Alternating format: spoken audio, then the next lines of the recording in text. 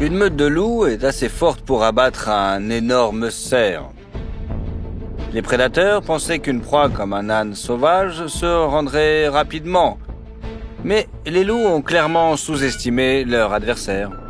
L'âne s'est révélé être un combattant incroyablement têtu, entraînant les loups dans une poursuite prolongée, faisant preuve d'une endurance remarquable.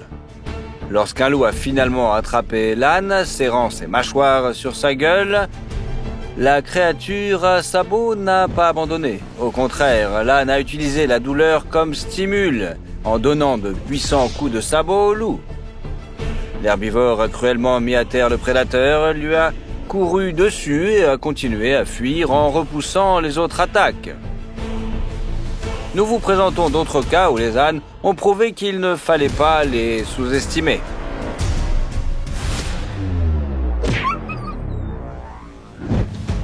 Un loup s'est jeté sur un âne, l'attrapant précisément par la trachée avec des puissantes mâchoires. Mais l'animal à sabots a surpris le prédateur en se dégageant et en donnant un puissant coup de sabot latéral au loup. L'herbivore n'était pas dans une position idéale pour contre-attaquer, mais le coup de pied était suffisamment puissant pour faire voler le loup. Le loup a tenté de poursuivre son attaque, mais les cris du propriétaire de l'âne l'ont fait fuir. Un humain peut être fier de son animal de compagnie. Comment réagiriez-vous si vous étions témoin de l'attaque d'un prédateur sauvage sur votre animal? Si vous avez vécu une telle expérience, partagez votre histoire dans les commentaires sous la vidéo. Un âne et un lion se retrouvent dans le même enclos.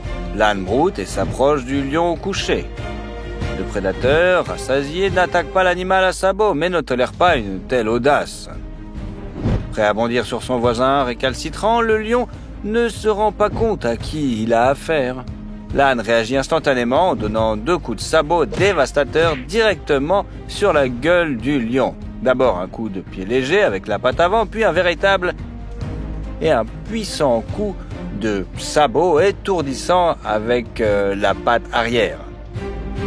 Cette combinaison assomme le lion et le pousse dans un coin de l'enclos. Le prédateur est en état de choc. L'âne regarde si le lion a retenu la leçon ou s'il doit la répéter. Le lion s'assoit docilement dans un coin. L'âne s'écarte. Une telle bravoure de la part de la créature à sabots mérite votre j'aime, n'est-ce pas? Ici, 2 ânes broutent paisiblement dans un enclos. Difficile de dire s'il s'agit d'une erreur tragique ou d'un sabotage intentionnel, mais une troupe entière de lions a été relâchée parmi les animaux. Les ânes ont tenté de s'enfuir, mais ils ont été littéralement submergés par une vague vivante d'énormes prédateurs. Étonnamment, même dans un rapport de 1 à 5, les ânes n'ont pas immédiatement succombé à la pression des énormes panthères. L'un des herbivores a réussi à frapper une lionne directement dans la poitrine, tandis que l'autre a continué à résister pendant un certain temps, repoussant plusieurs lionnes qui le plaquaient au sol simultanément. Cependant, l'avantage numérique des prédateurs était trop important. Ils ont réussi à vaincre la résistance des ânes et à s'en débarrasser. Cette histoire se termine tristement pour les ânes, ils ont été vaincus. Mais remarquez l'effort que les lionnes ont dû fournir. C'est comme si elles n'avaient pas affaire à de petits animaux à sabots, mais à des rhinocéros. Chaque âne a tenu tête à plusieurs lionnes. Les prédateurs ne s'attendaient pas à une telle résistance. S'il y en avait eu 3 ou 4 lionnes, elles auraient sans doute eu du mal à s'en sortir, n'est-ce pas? L'âne a repris peu lorsqu'il a senti l'approche d'un agneau prenant le petit pour une source de menace et réagissant instantanément par un coup de sabot. Le sabot a touché le petit animal en plein centre du corps et l'agneau s'est littéralement envolé. S'agissait-il d'un accès d'agressivité non provoqué? Pas vraiment, certains conflits avec les ânes se produisent accidentellement. Les ânes ont les yeux sur les côtés de la tête par rapport au centre de la gueule, ce qui rend leur champ de vision très large par rapport aux prédateurs dont les yeux sont orientés vers l'avant. L'âne peut donc voir ce qui se trouve derrière lui. Cependant, il y a des zones aveugles. Le petit agneau ne le savait pas et s'est approché de l'âne précisément à l'endroit où l'animal à sabots ne pouvait pas le remarquer. L'âne a supposé qu'il s'agissait d'un prédateur furtif et a donné un coup de pied aveugle, juste au cas où. C'est d'ailleurs la raison pour laquelle les humains ne doivent pas s'approcher des ânes et des chevaux par l'arrière. Mais cet âne savait ce qu'il faisait, et il est difficile de dire ce qui l'a mis en colère dans le comportement du renard du désert. Le petit prédateur duveteux a-t-il osé s'attaquer à l'animal à sabots? En tout cas, le renard ne savait pas à qui il avait affaire, sinon il aurait fait fuir lorsque l'animal est apparu à l'horizon. Comme vous pouvez le voir, l'âne n'a pas perdu de temps et a essayé de dissuader le renard en lui donnant des coups de sabot. Au lieu de cela, la créature à sabot a déployé son arme la plus dangereuse, ses dents. Le renard a d'excellents réflexes et esquive généralement facilement de telles attaques. Cependant, l'âne a agi trop rapidement et le renard a sous-estimé son adversaire. Le petit prédateur s'est donc retrouvé entre les mâchoires du redoutable herbivore. Cet âne domestique, habitué à la protection de l'homme, n'a pas été adouci par la vie et fait preuve d'une férocité inattendue. Enragé, l'animal à sabots jette le pauvre renard dans sa gueule comme un chiffon. Les secousses brutales et les mouvements puissants et rythmés du coup étaient si forts que l'âne a brisé la nuque du renard et lui a infligé de nombreuses autres blessures mortelles en moins d'une minute. Il est difficile de dire d'où vient une telle cruauté. Dès que l'âne se rendait compte que le renard pouvait encore bouger, il faisait tomber l'ennemi sur le sable, mais uniquement pour lui serrer la gorge plus fermement et plus vigoureusement. La bête herbivore relevait alors le petit prédateur. La force de morsure de l'âne, combinée à ses secousses intimidantes et à son désir persistant d'en découvrir avec l'ennemi, a fait du renard un simple jouet brisé dans les mâchoires de son adversaire. Mais cet incident explique peut-être la fureur lors des conflits avec les prédateurs. Ce léopard des neiges, élégant et incroyablement fort, a enfoncé ses dents précisément dans la gorge de l'âne. Tout autre animal à sabots de cette catégorie de poids aurait été condamné sur le champ. Mais le léopard ne savait pas à qui il avait affaire. L'âne s'est contenté de marcher. Le léopard n'a pas essayé d'attraper sa proie avec toutes ses pattes. Au lieu de cela, le prédateur semblait éteindre l'âne uniquement autour de la tête, tandis que le reste de son corps traînait sur le sol. Cela faisait partie du plan et de la tactique de chasse. La panthère voulait que l'âne baisse la tête sous son poids afin de le déséquilibrer, de l'amener au sol et de l'achever plus facilement. Mais cela n'a pas fonctionné. L'âne a marché calmement, sans même baisser la tête, mais en traînant la panthère comme un ornement vivant exotique. L'herbivore tenta d'en profiter pour piétiner les léopards, mais il n'y parvint pas non plus. Un match nul? Pas tout à fait. La créature à sabots ne résiste pas activement. Peut-être le léopard l'a-t-il interprété comme du désespoir, mais en réalité, l'âne n'a presque pas remarqué son adversaire. Il semble que la poigne du prédateur n'ait même pas gêné l'âne outre mesure. Le léopard comprima la trachée, espérant progressivement étrangler ou au moins partiellement couper la respiration de sa victime. Mais il n'y parvient pas. L'âne, lui, s'en moque éperdument. Il marche tranquillement avec le léopard autour du cou. Ensuite, la créature à sabots s'allonge, mais ce n'est pas un problème. Il se repose simplement. Le léopard est en état de choc. Il n'a pas été pris en compte alors qu'il semblait avoir réussi son attaque. L'âne se relève sans effort et continue à marcher. La panthère des neiges finit par se rendre compte que l'âne est un adversaire trop redoutable et lâche prise. L'âne se débarrasse paresseusement de l'ennemi. Le léopard n'avait pas ressenti une telle humiliation depuis longtemps.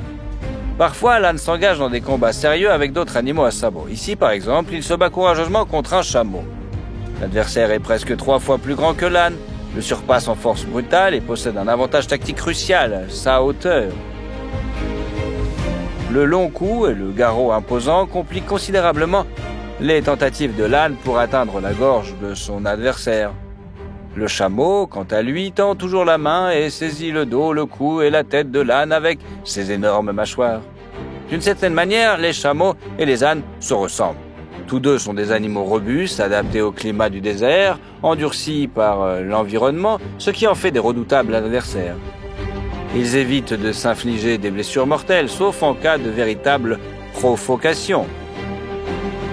Cependant, dans le cas présent, la patience des deux adversaires semble avoir faibli. Ils se battent sérieusement.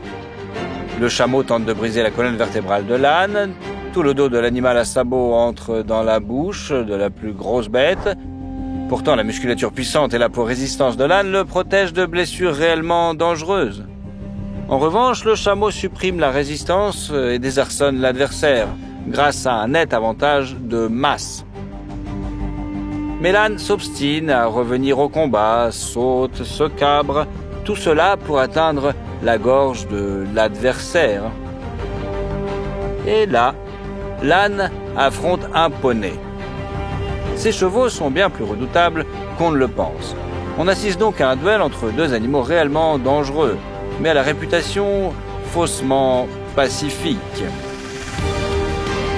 Les poneys ont été élevés pour travailler dans les mines, et malgré leur taille modeste, ils possèdent une force et une endurance incroyables, ainsi qu'un tempérament plutôt sinistre. Notez que les deux adversaires, bien qu'ils essaient parfois de se faire tomber l'un l'autre par des coups de sabot et des coups de bélier, utilisent principalement leurs mâchoires. Il en va de même dans les cas de bataille entre des ânes et des chevaux. Bien que les deux espèces utilisent plus souvent les sabots pour se protéger des attaques des prédateurs, ils règlent leurs différends entre eux à l'aide de leurs dents.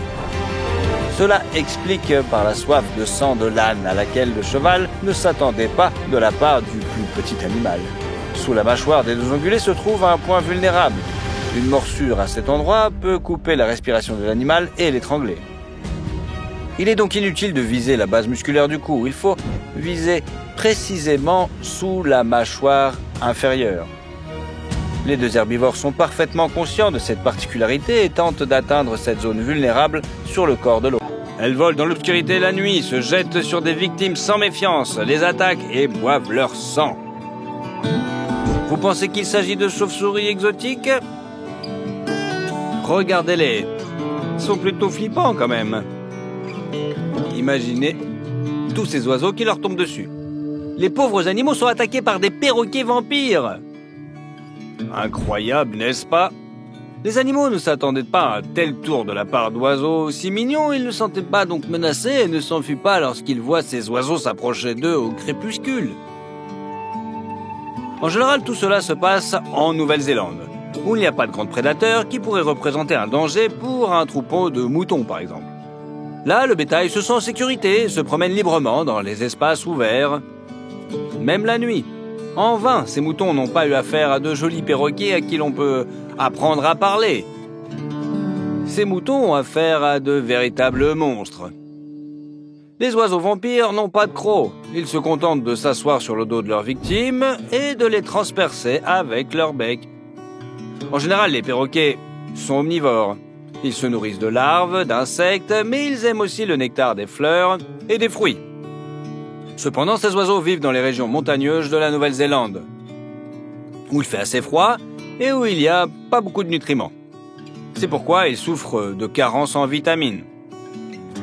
C'est probablement pour pallier le manque de certaines substances importantes qu'ils ont diversifié leur menu avec du sang animal.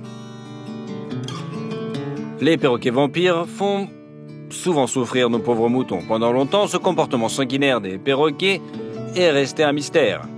Il y a quelques années, des chercheurs ont découvert que certains perroquets se comportaient comme des vampires. Ce fut un véritable choc pour tout le monde. En effet, les perroquets kéas ont la réputation d'être parmi les oiseaux les plus intelligents du monde. Les kéas sont curieux, actifs et très amicaux avec les humains, et sont souvent gardés comme animaux de compagnie. Ils sont également des maîtres du vol et semblent effectuer des acrobaties aériennes juste pour le plaisir. Pourtant, ils sont capables d'attaquer des moutons et d'autres animaux sans défense pour boire leur sang. La blessure causée par un coup de bec est assez désagréable et douloureuse. Mais le perroquet ne se soucie pas de l'inconfort de sa victime, il boit simplement le sang qui s'écoule des tissus endommagés et après s'envole. Le perroquet reste sur le dos du mouton, même si celui-ci tente de s'échapper. Cela vous rappelle un rodéo effrayant, n'est-ce pas? Et l'oiseau peut rester assis sur sa victime pendant assez longtemps. Une telle attaque n'a pas de conséquences fatales. La blessure, bien que brutale en apparence, n'endommage pas les organes vitaux et n'est pas très profonde. Mais le spectacle d'un oiseau qui chevauche un animal au crépuscule et agit comme un vampire est impressionnant et effrayant, n'est-ce pas? Bien sûr, un tel perroquet ne s'attaque pas aux personnes, pas dans cette catégorie de poids, bien sûr. Oui, et si le kéa sera un animal de compagnie avitaminose, il est susceptible de souffrir, plus probablement, de sorte que le besoin de sang est annulé. Mais qui sait, peut-être devrions-nous considérer l'oiseau de compagnie un petit peu différemment maintenant. Il est difficile de dire pourquoi une antilope pousse un nouveau-né dans l'eau. Essaie-t-elle de lui apprendre à nager? Essaie-t-elle de le laver? Veut-elle se débarrasser d'une bouche supplémentaire? Quoi qu'il en soit, ce comportement n'est manifestement pas du goût de cet oiseau. La zone côtière est son territoire. Ce marabout fait partie de la famille des cigognes. Il se nourrit de grenouilles, d'insectes, de reptiles et de charognes. Ces ongulés ne semblent pas s'en rendre compte. Pour eux, la cigogne géante n'est qu'une voisine tranquille qui cherche tranquillement des grenouilles quelque part au bord de l'eau. Les gazelles ont manifestement sous-estimé la soif de sang de l'oiseau et c'est en vain qu'elles ont laissé le veau s'approcher d'elles. La cigogne charognarde le regarde comme un déchet qui l'empêche de marcher le long de la rive. Ou comme de la nourriture. Le bébé gazelle est vivant, mais cela semble être une épreuve temporelle pour la cigogne. Il suffit de voir comment l'oiseau saisit de sang-froid le bébé par les pattes et manque de le noyer. Heureusement, cette histoire s'est bien terminée. L'oiseau est trop paresseux pour tuer la petite bête et la cigogne a pu s'échapper sans blessure ni dommage grave. Mais il ne s'approchera plus jamais de cet oiseau sans crainte. C'est le gang le plus drôle que vous ayez jamais vu. Les dindes se sont regroupées pour former un véritable groupe de gangsters et ont décidé de prendre le contrôle du quartier. Regardez comme ils se pavanent, on dirait qu'ils s'apprêtent à débarquer au café du coin avec une offre que vous ne pouvez pas refuser, quoi. T'as besoin de protection? Il pense que oui. Le chat n'a manifestement pas compris à qui il avait affaire. Il pensait pouvoir disperser facilement un groupe d'oiseaux, mais il a été tellement dégoûté qu'il a dû s'enfuir. Avant, le chat pouvait chasser les dindes, mais maintenant, ils ont échangé leur place. Les canards sont plutôt mignons. Ils peuvent être mignons, n'est-ce pas? Regardez cet exemple d'amitié interespèce. N'est-ce pas adorable? On pourrait croire que les oiseaux sont pratiquement captifs du chat, qui les traite comme ses jouets et qui, par caprice, n'utilise pas ses crocs. Ces canards n'ont ni griffes, ni bec pointu, ils sont juste sans défense. Eh bien, ces chats le pensaient aussi, et ils l'ont regretté quand le canard leur a montré qui était le patron. Ils se sont trompés d'oiseau. Le canard s'est révélé agressif et plutôt sûr de lui. Il a attaqué avec son bec qui ne peut pas blesser les chats ou leur causer de graves dommages. Mais quand le canard pince, ça fait plutôt mal. Les chats se défendent, mais l'oiseau attaque avec une telle force qu'il coince les adversaires et les pousse contre le mur. L'oiseau semble ignorer tous les coups de griffe à la tête. Les chats sont tout simplement choqués.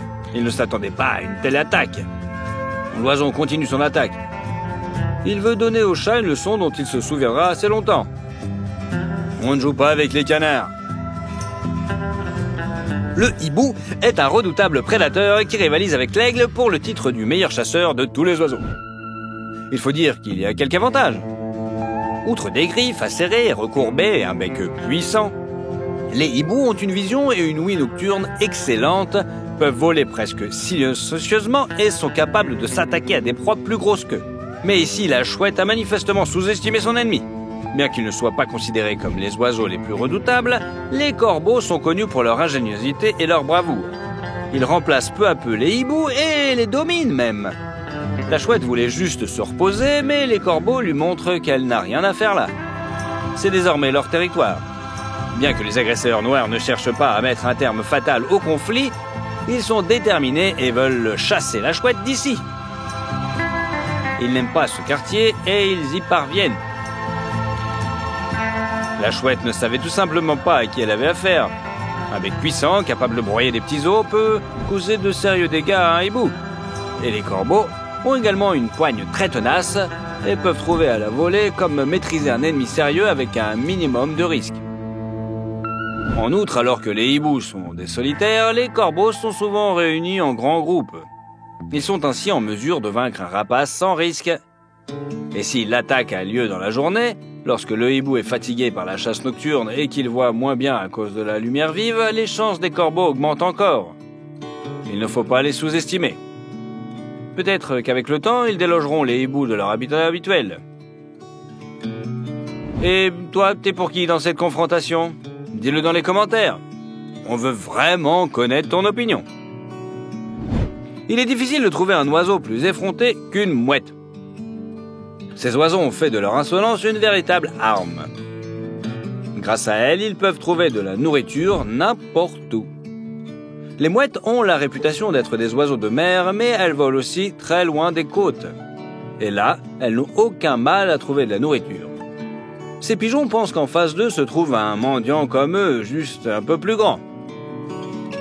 Et ils n'ont pas peur de cet oiseau car il ne semble pas un prédateur. Il n'a pas de longues griffes acérées, ni de bec comme celui d'un faucon. Mais vous auriez dû voir la menace dans les yeux de cet animal. Après tout, une mouette passe tranquillement devant des pigeons et ne cherche pas la nourriture que les gens lui jettent. La mouette cherche un pigeon plus appétissant et l'attaque lorsqu'elle en trouve un. Les autres pigeons sont tout simplement choqués, ils ne s'attendaient pas à cela. Mais si la mouette enfonce son bec dans la cible, il est peu probable qu'elle lâche prise. Grâce à sa taille et à sa force supérieure, elle peut facilement tuer un pigeon en quelques minutes. Et ce n'est pas le fait d'un seul oiseau, mais un comportement normal pour l'ensemble de l'espèce. Si un goéland a une chance de s'occuper d'un animal, il l'attaquera. C'est formidable que nous soyons tellement plus grands que c'est hors la loi à plumes, n'est-ce pas? La mouette s'occupe de sa proie aussi efficacement que possible. S'il y a de l'eau à proximité, l'oiseau noirra un adversaire qui ne sait pas nager. S'il n'y a pas d'eau, elle frappera avec son bec, soulèvera l'adversaire et le frappera contre le sol. Une mouette peut s'attaquer à un moineau qui n'est pour elle qu'un sandwich. Elle peut aussi oser s'attaquer à un adversaire plus grand. Les animaux terrestres ne se sentent pas non plus en sécurité. Ici, une mouette a avalé un écureuil. Le rongeur à fourrure ne s'attendait manifestement à une attaque de la part de cet oiseau. Et ce pour rien en plus. Cependant, même les tentatives de se cacher ne donnent pas toujours de bons résultats. Ici, la mouette a fait sortir le lapin de son trou. L'oiseau s'est emparé du gros animal et l'a avalé tout rond. Mais pour chaque homme qui aime se battre, il y a un combattant plus fort. Ce pélican était furieux de l'insolence de la mouette. Bien que le bec en cuir de l'oiseau soit surtout destiné à attraper des poissons, la mouette pouvait s'y loger aussi. La mouette n'a manifestement pas compris à qui elle s'attaquait. Le pélican s'en est débarrassé en quelques secondes. Et les corbeaux peuvent donner une leçon à une mouette aussi. Regardez ces voyous qui poursuivent une mouette. Les oiseaux à ailes noires ont appris que le travail d'équipe et la capacité à négocier sont utiles lorsqu'ils perdent face à un adversaire effronté et de plus grande taille. La mouette est tout simplement désorientée. Elle était battue de toutes parts et forcée de quitter son littoral natal, qu'elle considérait comme son territoire. Elle n'a manifestement pas compris que les règles avaient changé et que d'autres voleurs à plumes étaient là. En gros, elle s'attaquera plus jamais à des corbeaux. Quel incident de bravoure inattendu d'un oiseau vous a le plus impressionné? Désolé pour les traductions, ce n'est pas moi qui les fais. Répondez dans les commentaires et n'oubliez pas de vous abonner à notre chaîne. Vous serez ainsi l'un des premiers à connaître les cas les plus étonnants, les plus drôles et les plus épiques du monde de la faune.